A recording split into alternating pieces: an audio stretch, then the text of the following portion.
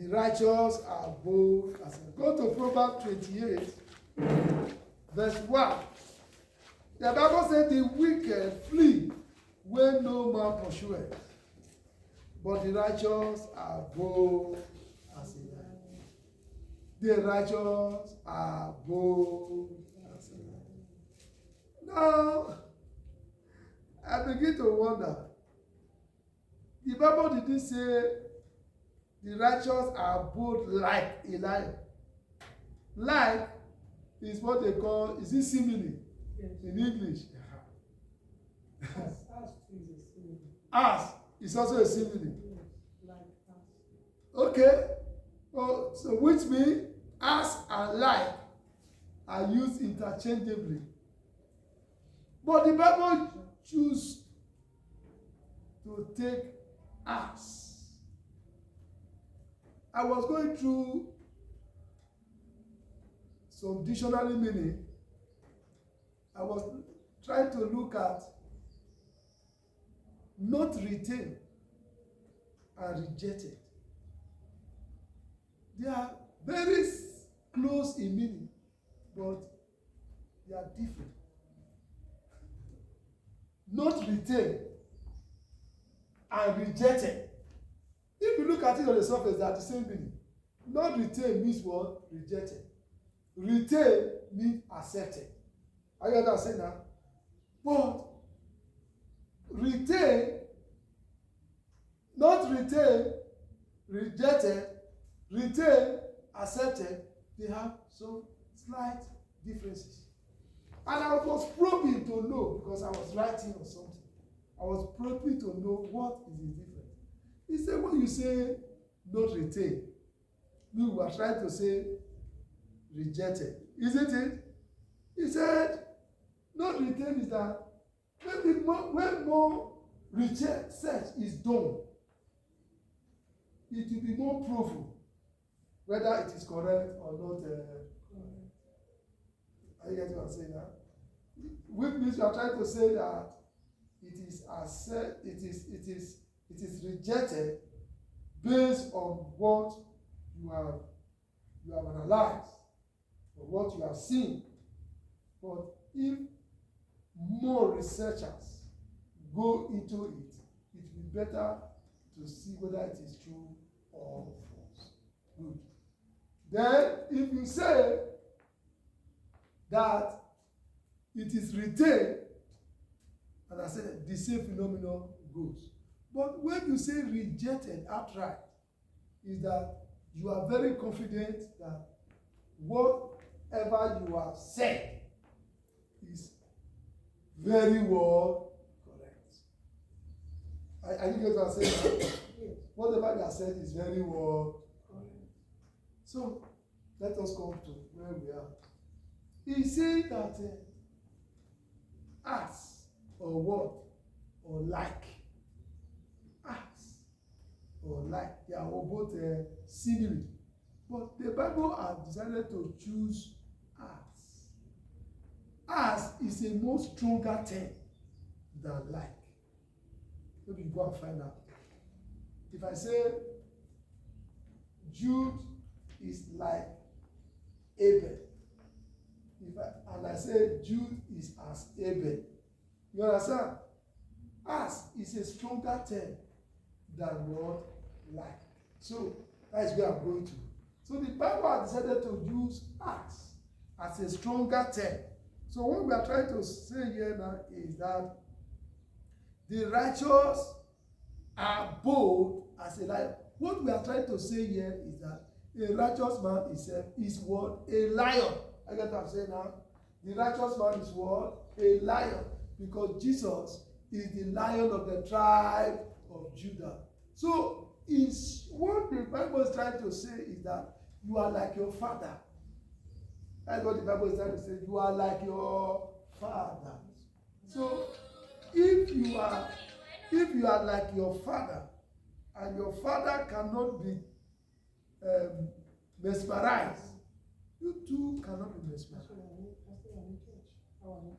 You cannot be mesmerized because you are a son of your father. and you behave like your father. And that's why in most cases they say DNA. What is DNA? Say that you are a phototype of your parent. Are you getting what I'm saying now? What DNA is saying that you are what? A phototype of what? Your parent. That there is no much difference between you and your parent. But when the DNA is not showing the phototype, it means you don't belong to that family by blood.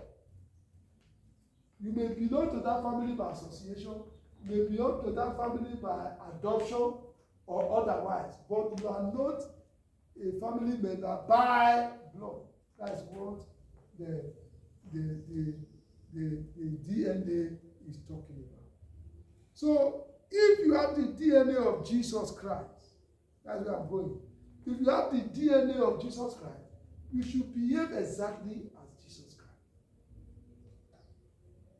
So if you are not behaving like Jesus Christ, there's a question mark.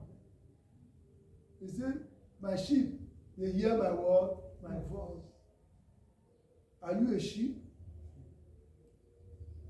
So men and brethren, the Bible is saying here in Proverbs chapter 28, he said that the righteous are bold as a lion, but the wicked flee when no man pursues.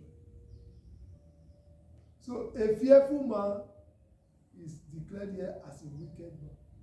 Is the one that runs from pillar to do what? To post. I pray you will be bold in Jesus' name. Can somebody look at Leviticus 26 verse 1? And somebody look at Psalm 53 verse 5. Somebody should look at Leviticus 26 verse 1. And somebody should look at Psalm 53 verse 5. Leviticus 26 verse 17, not 1, 17. Somebody there. He said, and I will set my face against you, and ye shall be slain before your enemies. They that hate you shall reign over you, and ye shall flee when no pursueth you. That is exactly what happened to a wicked man. A wicked man is running. Nobody. When he comes out in the night, he sees a flower, he sees a human being standing. He's running. A wicked man is full of fear. That's why you see that armed robbers, they are the most fearful person. You understand what I'm saying? What makes them bold is that when they have gun and they are taking their wee-wee, they will have artificial movement. But they are the most fearful. That's why in the daytime when they see police, you see the way they are running. Police have not even sighted them. They don't even know where they are. But they are their heaps.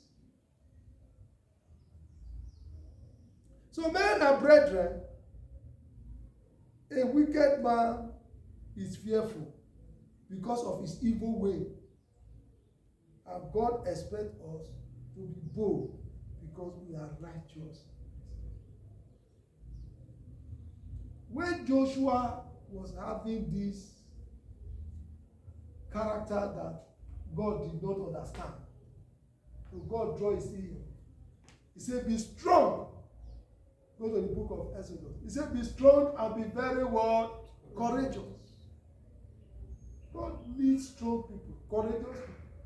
People that the devil will want to tempt. He will tell the devil, will you shut your mouth? Will you get out from here? So when you are talking, you will be imagined as if the devil is standing right before you. Are you hearing what I'm saying? Get out. That is the way a righteous man walks. If you were in our Sunday school, I was telling us, I said, come. God can never work for you. You have to work for yourself. Work for yourself. There are things that God will do. God can only give you an avenue, open opportunity But you are the person that will act on that opportunity to get results. So if you don't act on that opportunity, you will remain where you are. That's why God will tell you, go. Go forward. Go forward. Go forward. Why did you not say stand still? When Moses was in problem, he said, go forward. Until Moses got to the river bank. Moses was so confused. How can this God say, I should go forward when there is a river before me? And not just a river, the Red Sea. Why don't you find out what they mean by Red Sea? It signifies that it's a blood. It's the water of blood. I get what I'm saying? Red is synonymous with blood. So which means that river or sea is the sea of blood. And it manifested when Pharaoh and his people entered. What did they do? They became what? Dead people. So it's a sea of blood. That is what they call it, Red Sea. Sea of blood. So men and brethren, what are we talking about? When Joshua realized who he is, his ignorance was taken away because the knowledge came. And what did he say? He said, so, stand what? Still. He was the only person in the Bible from Genesis to Revelation that addressed the sun. Go and search your Bible. There is no other person who addressed sun. It was only when you say sun, it's synonymous with what? Joshua. He was the person that addressed the sun and said, son, stand still, move, go to the valley of what? Ajalon. Valley is what? A hiding place. I don't know what you are saying. A valley is a hiding place. Go and hide yourself in the valley of what? Ajalon. That is what Joshua told them. Move. You don't even try to shine. Go to the valley of Ajalon and hide yourself there. Don't come out because you only come out in the night. I get what I'm saying now. Move will not shine in the daytime. I get what I'm saying now. Move will shine in where? In the night. So because Joshua was fighting the night, Joshua was fighting the what? The night. And he knows that the move we want to show up. He said, go and hide yourself in the valley of what? Ajalon. May God help us in Jesus' name. Mm-hmm. So what can we say in one word?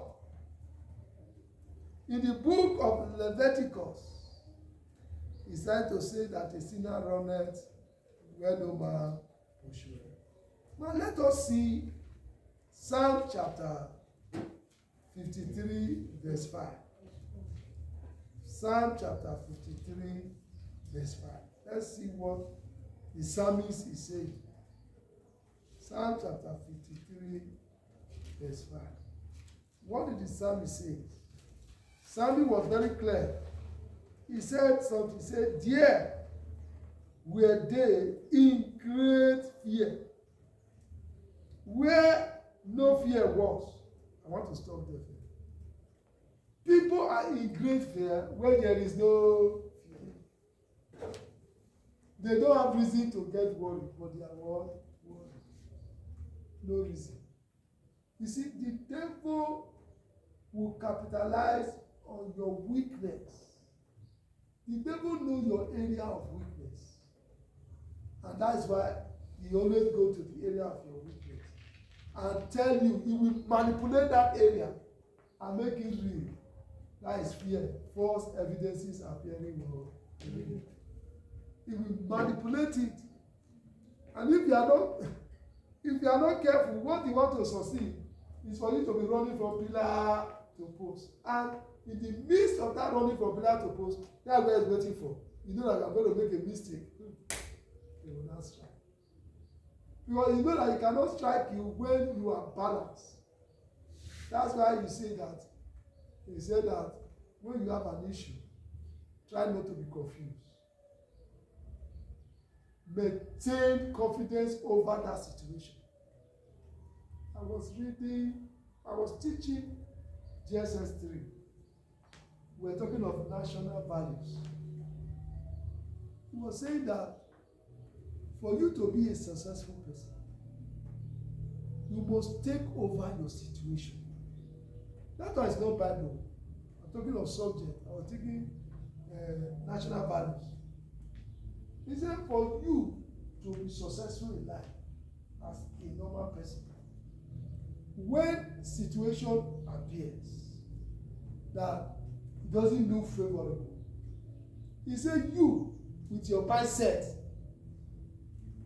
tell the situation to be what? Favorable.